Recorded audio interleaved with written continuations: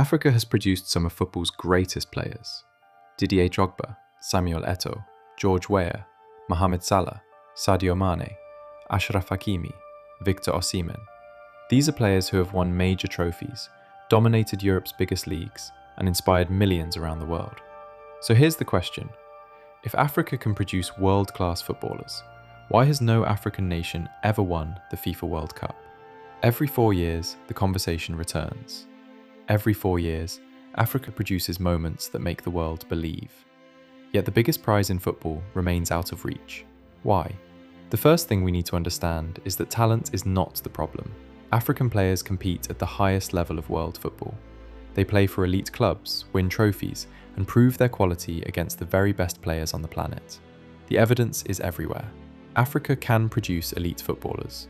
The real challenge begins when international football enters the picture.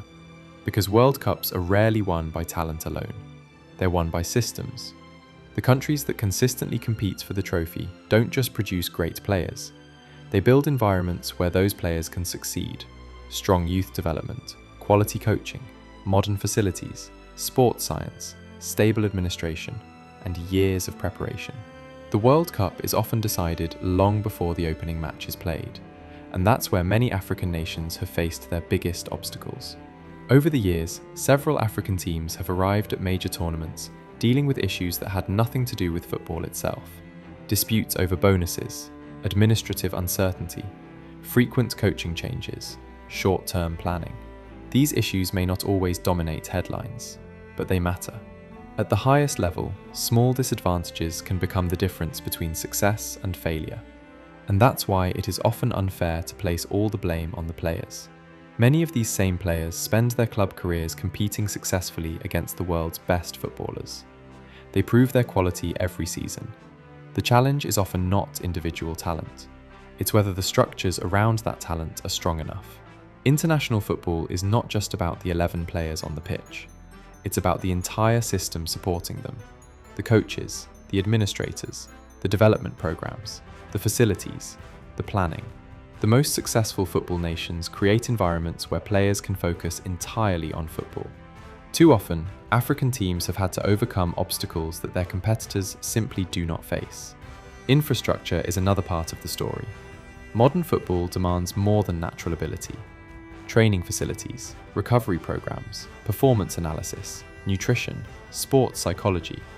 These are now essential parts of elite football.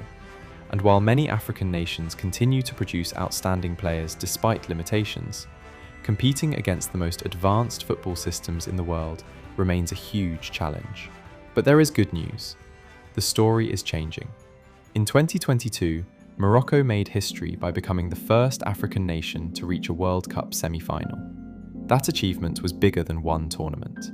It showed that an African team can compete with the very best. Morocco succeeded through organisation, discipline, preparation, and belief. Their run proved what becomes possible when talent is supported by strong football structures. Perhaps that's the biggest lesson of all. Africa does not need to discover talent. It already has. The next step is creating systems capable of turning world-class talent into a world-class team. Because talent opens the door. But preparation, stability, and long-term planning are what carry teams all the way to the trophy. The continent has already produced football legends. The next challenge is producing a World Cup champion. And if recent history has taught us anything, it's that the dream may be closer than ever before. The question isn't whether Africa has the talent to win the World Cup.